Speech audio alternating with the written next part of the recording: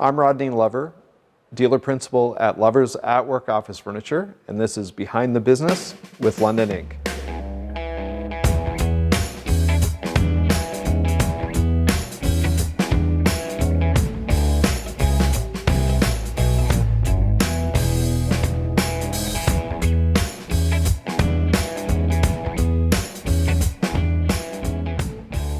Hello, I'm Gord Delamont and welcome to Behind the Business with London Inc., a video series focused on our city's entrepreneurs and managers and their thoughts on driving innovation, overcoming obstacles, and building brands.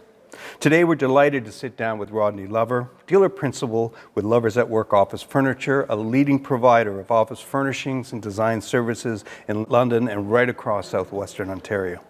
Rodney, thanks so much for sitting down with us today. Yeah, glad to be here.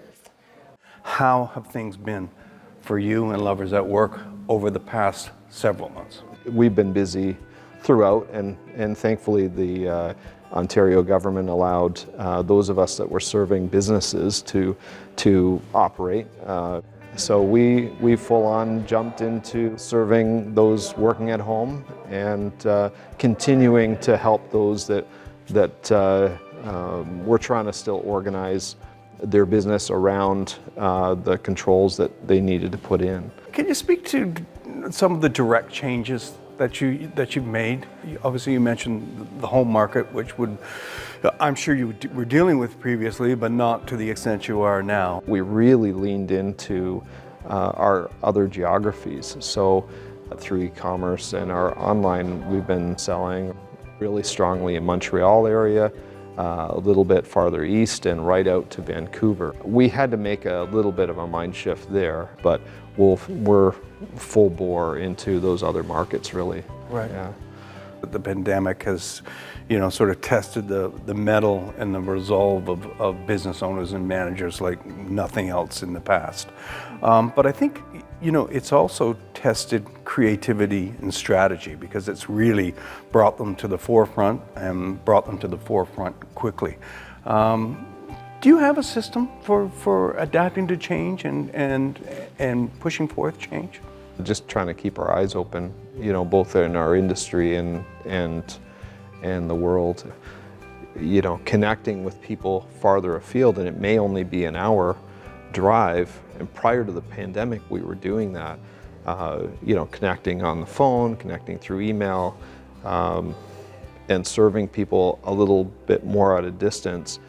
But we were kind of on that trail. So I would say that we've been a little ahead of our industry for sure.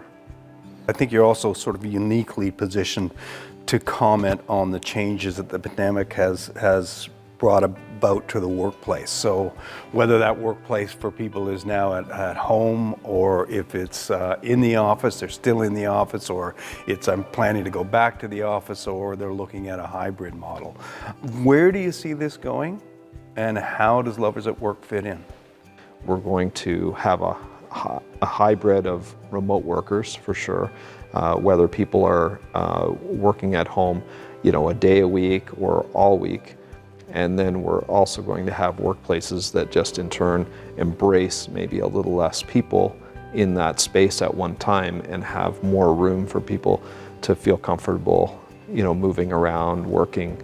Do you have any tricks to dealing with your own doubt and adversity? I guess not only yours, but your staff's as well. I mean, how do you go about that as a manager? Wow. Yeah, having faith and hope in the future, I guess. That's been, a calming place to be. I think, having something to do was a stress, reducer. And we saw certainly as team members came back, they'd be a little hesitant, maybe a bit stressed.